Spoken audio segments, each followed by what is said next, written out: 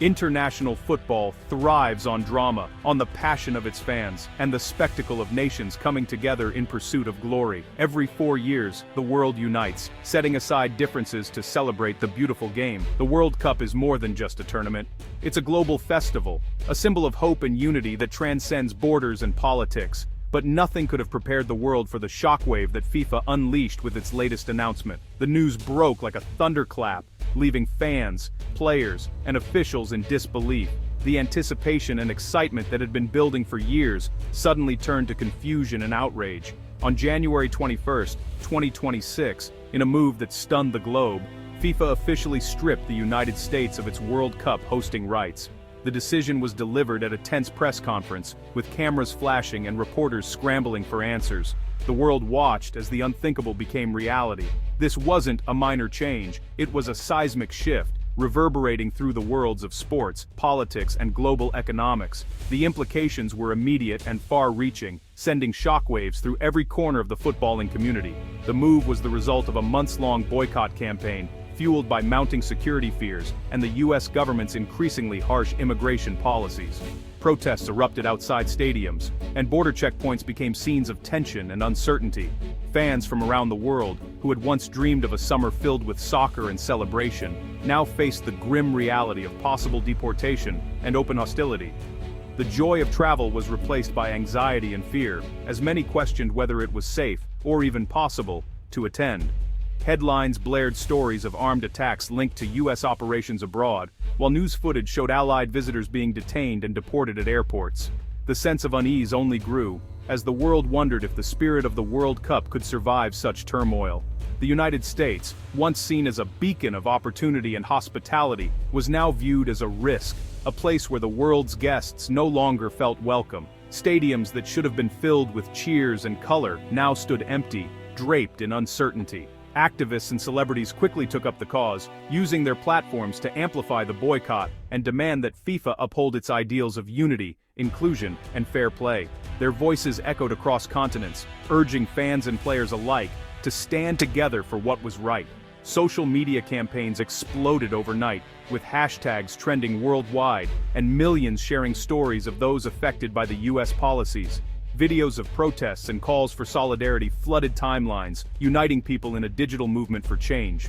The pressure on FIFA was relentless and inescapable. Journalists demanded answers, fans demanded action, and the world's eyes were fixed on football's governing body. Ignoring the crisis was no longer an option. The integrity of the World Cup itself was at stake. In an instant, the world's biggest sporting event was left without a home. The future of the tournament and the unity it represents hung in the balance, as nations, fans, and FIFA scrambled to find a way forward in the wake of the whistle that broke the world's back. Just when it seemed like FIFA couldn't possibly stir up more controversy, the organization managed to surprise the world yet again. In the midst of ongoing scandals and public scrutiny, FIFA announced the creation of a brand new peace prize, a move that left many scratching their heads and wondering if this was some kind of elaborate joke.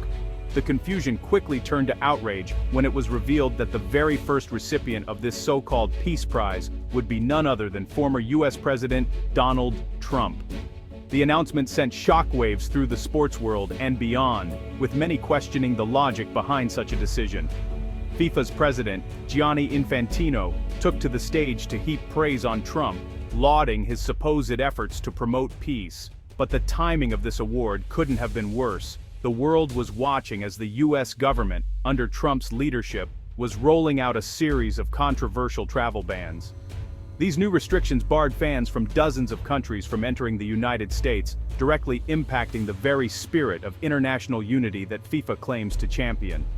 Airports became flashpoints for protests, with travelers and football fans caught in the crossfire of political decisions. Critics wasted no time in calling the award not just tone-deaf but outright absurd. They pointed out the glaring contradiction of honoring a leader whose policies were actively excluding and alienating so many people around the globe. Commentators on television and in print dissected the decision, with headlines blasting FIFA for its lack of awareness. Human rights organizations, including Amnesty International, accused FIFA of betraying its own commitment to political neutrality. They argued that by aligning itself with such a divisive figure, FIFA was undermining the very principles it claimed to uphold. FIFA's attempts to defend its decision only made things worse. Spokespeople insisted that the prize was about recognizing peace, not politics, but their explanations rang hollow. The public saw through the spin, and the outrage only grew louder. Instead of celebrating the beautiful game, the world's attention shifted to FIFA's questionable judgment. The organization found itself at the center of a media firestorm, with its credibility and motives under intense scrutiny. Fans around the world responded with anger and disappointment. Calls for a boycott of FIFA events spread rapidly on social media, with hashtags like #FineBoycottFIFA trending globally. Stadiums saw banners demanding accountability, and the organization's reputation took a massive hit. The so-called Peace Prize quickly became a symbol of everything that was wrong with FIFA's leadership. Editorial cartoons and opinion pieces mocked the organization, portraying it as hopelessly out of touch with the values it claimed to represent. As protests grew outside FIFA headquarters and negative headlines dominated the newsstands, it became clear that the organization's reputation was in freefall. What was meant to be a gesture of goodwill had instead become a public relations disaster, leaving FIFA more isolated than ever before. The demand to move the 2026 World Cup out of the US became impossible to ignore. Influential voices, from broadcasters to politicians, argued that America's political climate clashed with the tournament's spirit. New travel bans and military actions made the US seem unsafe for millions of fans. The world questioned whether the US could still claim the moral authority to host. Calls grew for relocation to a safer, more welcoming nation, most often, the United Kingdom. The logistical challenge was daunting, but not unprecedented. Mexico had stepped in for Colombia in 1986. The movement was about more than politics. It was about protecting the soul of the World Cup. FIFA faced a decision it could no longer delay. Fear for personal safety and human rights in the US gripped would-be World Cup travelers. Social media buzzed with stories of anxiety and warnings about the risks of visiting America. Activists argued that letting the US host would endorse its harsh immigration practices.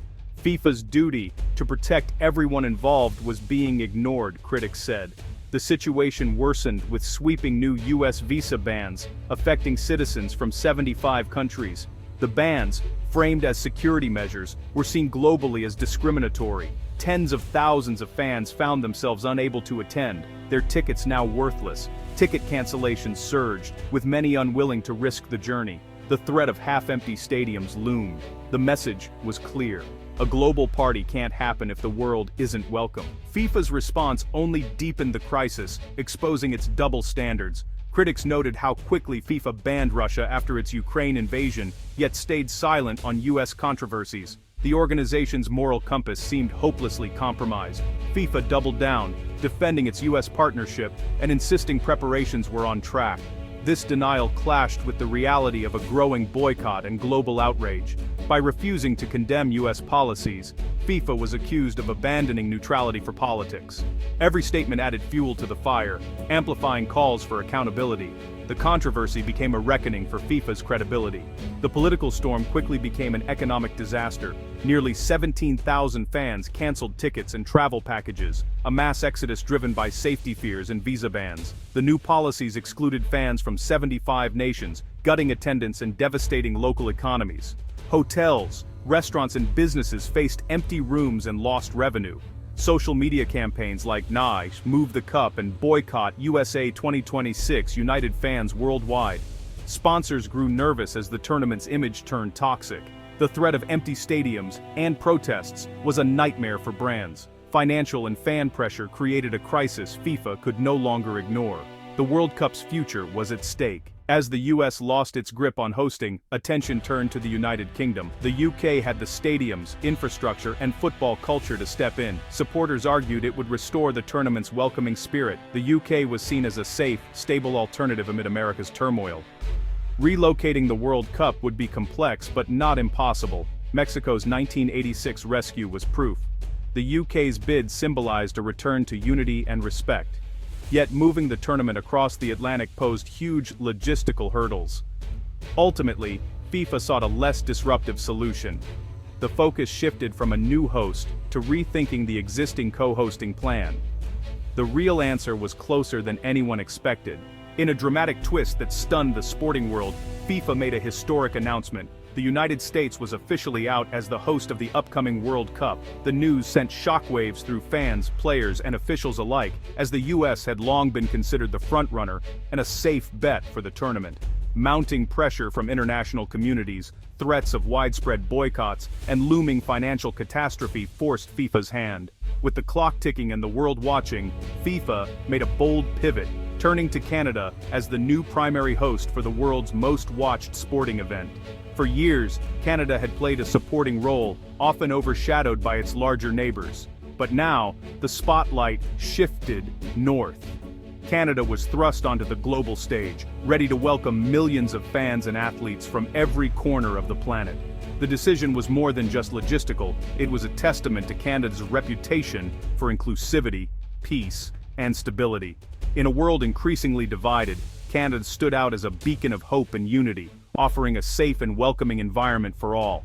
Mexico, which had already been slated to host several group stage matches, would still play a vital role. But now the heart and soul of the tournament would beat in Canadian cities as the world's attention shifted northward. Canada's elevation was more than a logistical change, it was a powerful statement about the values of human rights, diversity, and global sportsmanship.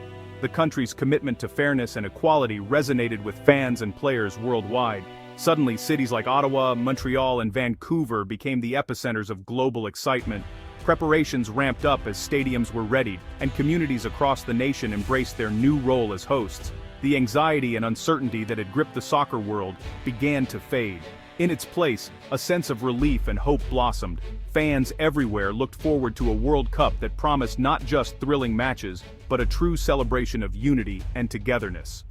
With the world watching, Canada now carried both the immense responsibility and the unique opportunity to heal divisions, foster understanding, and unite people from all walks of life through the universal language of soccer. The beautiful game had found a new, welcoming home, one ready to inspire hope, celebrate diversity, and bring the world together like never before.